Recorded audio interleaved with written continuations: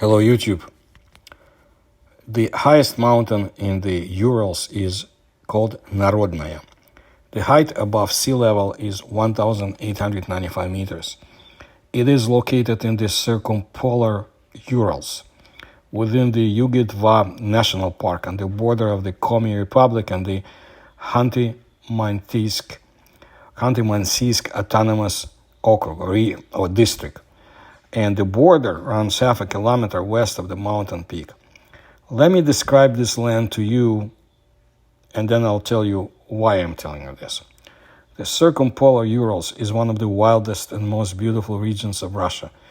This region, located on the border of Europe and Asia, is a unique place where majestic nature, harsh mountain landscapes, and the mesmerizing silence of the middle strip of the planet are intertwined in a single harmony.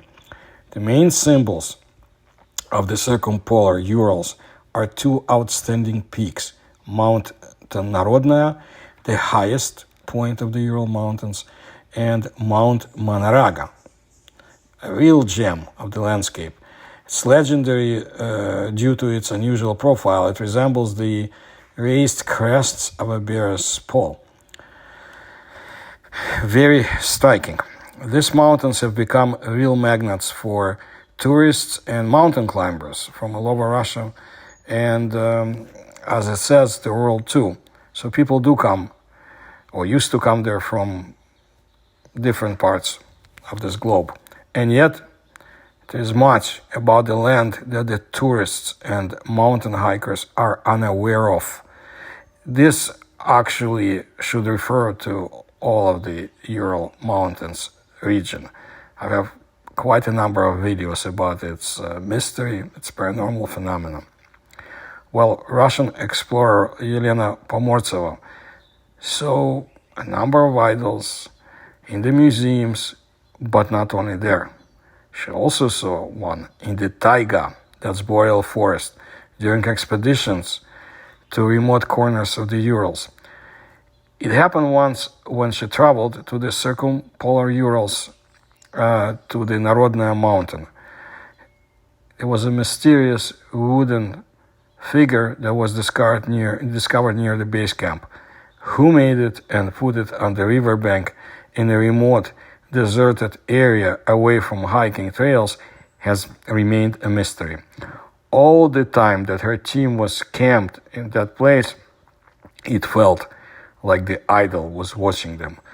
The locals, they still make such wooden statues in secret places, according to Pomortseva.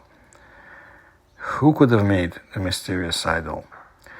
In the Circumpolar Urals, the indigenous people or ethnicities are the Khanty, Mansi, Nenets, and Komi. I've told you about a number of them. Also in relation to the Dyatlov Pass mysteries. Well, these ethnicities have preserved their traditional way of life, engaging in reindeer husbandry, hunting and fishing in general. In the Circumpolar Urals, indigenous people, they live in mountainous areas, preserving their traditional way of life, which is closely linked to nature and natural resources. And despite the centuries of the Russian Empire rule and then the Soviet Union rule and now the Russian Federation, really, there's only so much you can find out about their beliefs. They don't want to share everything. What about the nature? Well, what is it? The Circumpolar Urals fascinates with its nature, where the severity of the mountain peaks is wonderfully combined with the softness of the tundra and the taiga forests. The region stretches almost strictly from north to south, forming a natural border between the European and Asian parts of the continent. This is one of the most sparsely populated areas of Russia. There are no crowds, no tourist bases every 10 kilometers, and there are no highways. The main landscape of the region is high mountain ranges, the steep slopes of which are replaced by endless plains covered with tundra vegetation, glacier lakes with crystal clear water, glaciers, steep cliffs and rivers flowing through permafrost, That's what people find there. It's one of the points of attraction. Unlike the southern and middle Urals, where mountains quickly turn into plains, the circumpolar Urals stands out for its severity, aggressive, majestic, and inhospitable at first glance. It does hide the innermost beauty for those who are willing to take risks to touch its might. The climate of the region is harsh. Even in summer, it is possible to encounter frost there. The flora is represented by mosses, lichens, tundra shrubs, dwarf birches, and coniferous trees. The wildlife is also rich. Reindeer, foxes, and wolverines can sometimes be found along the route, and giant flocks of migratory birds live on the nearby plateaus. But there is more. The question of the existence of highly organized primates, still unknown to science, has been of interest to mankind for quite some time. The so-called Bigfoot presence was explored in the Himalayas and Tibet and North America and Siberia, in many inaccessible mountain and forest regions of the earth.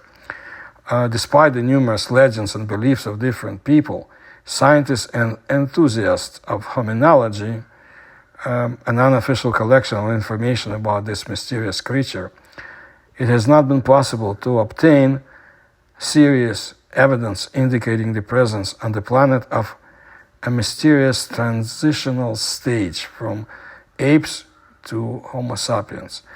At least that's what scientists think, at least some of them.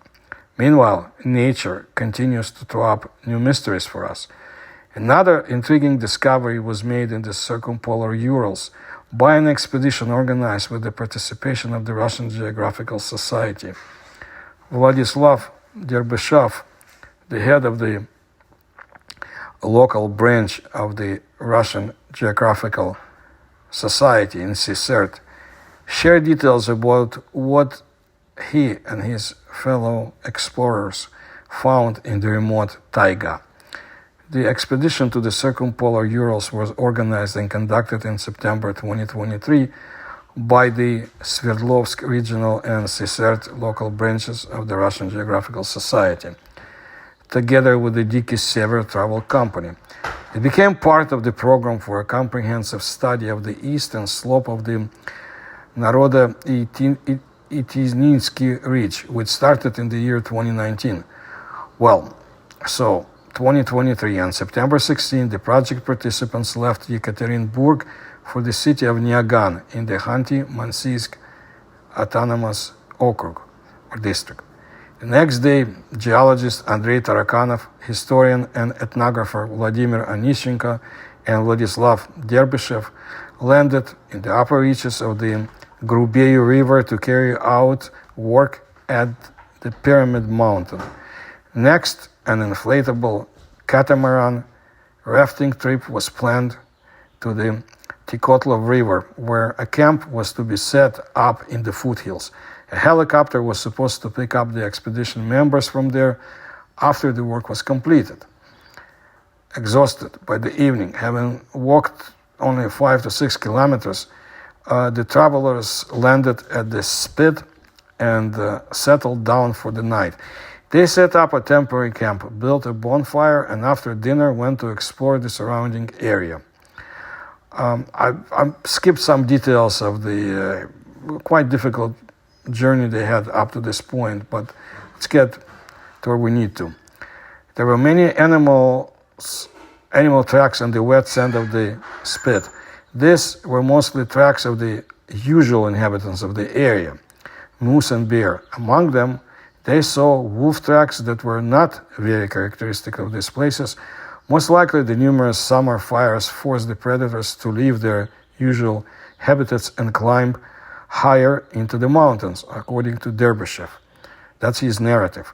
On the morning of the sixth day, the expedition set off further along the route. Thanks to the rains, the river became more full-flowing. With each passing kilometer, the current became calmer. Rapids were less common, and there were fewer shoals, far fewer, on the ridges. They walked about 20 kilometers with relative ease that day. Having chosen a convenient spot, they landed on the shore to rest. This is where the first amazing find was made. Just a few dozen meters from their campfire and behind the bushes, the explorers discovered something strange.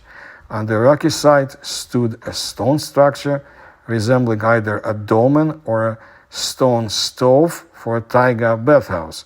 In front of the entrance, there was a stone covering the cavity of the structure. This building clearly did not serve as a sauna stove. There were no remnants of coal inside, no campfire was lit there. Besides, there could be no one there but the explorers. Having carefully examined the area around the mysterious structure, they did not find a single human trace, although on all sides there are sandy alluvium on which anyone passing by would leave their mark. There were many animal tracks all around. The marks from the excavation of the stones were fresh, not washed away by the rains, which meant that this structure was built no earlier than a month prior, and the traces of the builders should have remained, but there were none. The travelers expanded their search and stumbled upon another mystery. A few dozen meters from the strange structure, there was a clear line of footprints along the forest. They did not belong to a moose, a bear, or a human. Whose footprints are these? The footprint is about 50 centimeters long. The footprint is smooth with clearly visible fingers or toes. The bear falls away, meaning doesn't stand up as a hypothesis because there are no claw prints. It's too big for a person, even in shoes. Moose and deer are also excluded. One footprint landed on a rock and had the characteristic signs of slipping. That there were no claw prints there either. Based on the depth of the footprint, it can be assumed that whoever left them had a lot of weight, presumably 400 to 600 kilograms. The depth of the footprint left in the moss is about 5 to 7 centimeters. So they stood next to these footprints, and the moss, like a sponge, took on its former shape when they took their feet away. Remaining were only the barely noticeable outlines of their footprints, according to the Russian scientist. Following the footsteps further, the expedition members found creases of young trees and broken branches. There were scuffs on some of the trunks, but again, there were no claw marks. The height of the fractures on some trees exceeded 2.5 meters, taller than Derbyshев with his arms outstretched. A string of footprints went into the thicket of the forest. After carefully examining and photographing everything, they set off. Soon, the explorers reached the confluence of the rivers Grubeyu and Tikotlov. Having chosen a suitable place, they moored for the night, so to say. The evening was devoted to conversations. While Vladimir told the stories related to these places, in his field of activity, he communicates a lot with the local people, Hanti and Mansi. This area is close to them. They don't come there. It's forbidden. According to the beliefs of the local people, spirits and forest Menkwa people live there. For the locals, the existence of the Menkwas is as natural as the presence of bears in the forest. Everyone knows that bears live in the forest, although not everyone has encountered a bear in the wild. The main rule for local people is not to violate the borders of this territory. The Tikotlov River is a sacred river for local people. Only shamans can come there to perform their rituals. Others are not allowed to enter, so as not to anger the Menkwas. And by the way, I have interesting videos about the Menkwas and the Dyatlov Pass tragedy and the investigation and more. Everything that happened, continued Russian scientist, was suggestive. What have the explorers found? They are people of science. They do not have faith in fairy tales, but their thoughts converged on the reality of the legends of the local people. Going over the many possible explanations for the footprints and the unusual stone structure, they tried to think pragmatically and scientifically. However, no logical conclusion was suitable, Derbyshire admitted. The next morning, the explorers packed their tents and loaded their belongings onto a catamaran, went to explore the surroundings of the overnight stay, and immediately encountered enigmas again. The entire area around the camp was covered with the already familiar tracks of moose and bear. They literally trampled trails in the bushes along the riverbank.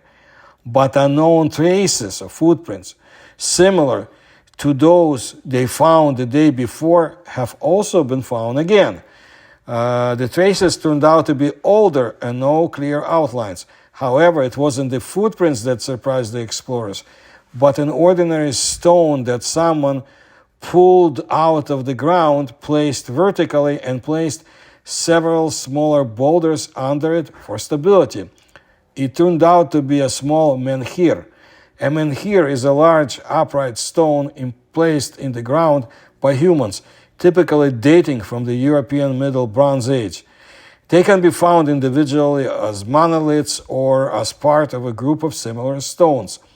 Menhir size can vary considerably, but they often taper toward the top. Menhirs are found across Europe, Africa, and Asia, with a concentration in Western Europe, notably in Ireland, Great Britain, and Brittany. Theories concerning their purpose remain speculative, with hypotheses ranging from druidic rituals to territorial markers or elements of an ideological system. Some menhirs feature engravings, including anthropomorphic figures and symbols, and are often associated with ancient religious ceremonies and burial chambers. But again, there's only so much we know. The ground at the place from where these stones were lifted was not washed away. It turned out that someone did all this not so long ago, no more than a month or even a few days ago, according to the Russian scientists. There were also many broken branches and trees around the tracks. A broken young pine tree seemed particularly interesting. Firs, cedars, and larches grew everywhere in that place.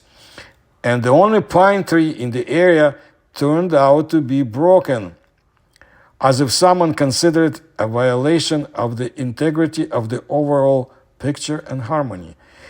There were scuff marks on the trunk of the pine tree, and there were no scratches from claws. There was a noticeable stump lying next to the pine tree, upside down by its roots. It can also be called a kind of identification mark, a kind of menhir. Displaced stones were visible all over the spit. Let me clarify. Here, the spit means a small point of land, especially of sand or gravel, running into a body of water. The bear turns over the stones when looking for edible roots or ants or larvae, but never puts them back in their place. Here it looked like the stone was being lifted and then placed in or near the place where it had been lying before, as if leaving some kind of sign for someone. At the same time, the inverted stones were mostly dark in color and were located in a straight line from the menhir. Having examined everything around this path, they did not see a single trace, according to Derbyshire. By the middle of the seventh day, the expedition members reached the site of the lower camp, where the helicopter was supposed to be waiting. Here, at the bend of the Tikatlov River, there is a wide and flat sand spit, perfect for landing. On the other shore, there is a rock that reminded explorers of the outline of a mammoth figure. The weather allowed, and the scientists lifted the drone to explore the surroundings. There was a lake behind the mammoth rock, and a little further behind the mountain there was a second one. From the drone, these lakes differed in color of the water like living and dead, according to Derbyshire. While studying Mammoth Rock, the expedition members discovered limestone outcrops with inclusions of fossilized remains of marine organisms. And not far from the campsite, another unusual find awaited them. Installing a camera trap on the trunk of a spruce, The scientists saw numerous stuck fur hairs on the resin streaks. They had a reddish hue, and the thickness could not belong to either a moose or a bear. They didn't look like a squirrel, marten, or wolverine fur either. After collecting some hair from the tree, Drobyshev went to share his find with his colleagues. Well, after carefully examining the trunk together, they saw that on one side the wool was stuck almost along the entire length of the trunk. The branches of the tree on one side of the trunk are broken and thrown to the ground nearby. The branches were quite thick, broken at the base, and a man could not overcome such a branch without an axe. But there were no signs of using a tool by anyone. The footprints are clearly visible under the tree. It felt like someone had deliberately broken these branches to a height of more than 2.5 meters, waiting for the resin to form streaks all the way to the ground, then started scratching against the tree as bears do when trampling in one place.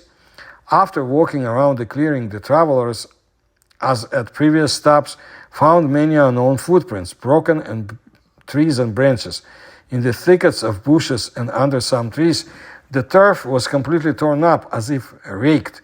At the same time, the stones that were lying there were not touched. They found another similar tree with traces of scratches and trampling, but it was no longer a spruce but a larch. The branches are broken at about the same height, but there is less resin in areas with fur, according to the scientists. At the edge of the clearing, they found a pile of excrement washed out by the rains, mainly consisting of the husks of pine nuts. There was a trail of footprints leading into the depths of the forest, in some places turning into a well-trodden path. Examination of the tracks showed that they were not the tracks of a bear or an elk. They collected all the material they could, carefully cutting off the bark from a tree with wool stuck to the resin, sawed off fragments of branches with tufts of hair, and took samples of excrement. The scientists do not undertake to say exactly what they had encountered in their expedition. The biomaterial samples the Russian explorers have collected can shed light on this mystery. All of them will be transferred to the laboratory for research, and they just have to wait for the results, added Vladislav Derbyshev. The next day, the expedition was picked up by a helicopter. The explorers arrived in Yagan late in the evening, and in the morning, they set off for Yekaterinburg. There are no answers to the questions posed by the Narodo-Itinsky Ridge to scientists as yet, but research will continue. Any legend is not born just from scratch, but tells about very real events, heroes, phenomena, albeit embellished, significantly changed.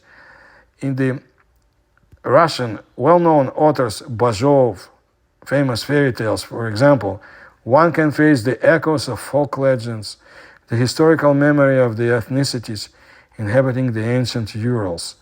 Vladislav Derbyshev is sure. And I'm sure that one day we'll learn more about the results of the expedition. I will keep monitoring, as I do, the entire Urals and bring you stories of the incredible phenomena that can be encountered there. But sometimes you don't want to encounter the phenomena, but it encounters you. So stay tuned for more of my videos, and if you like the research, please support through the links you find in the description to this video. Please like my video, subscribe to the channel. Thank you.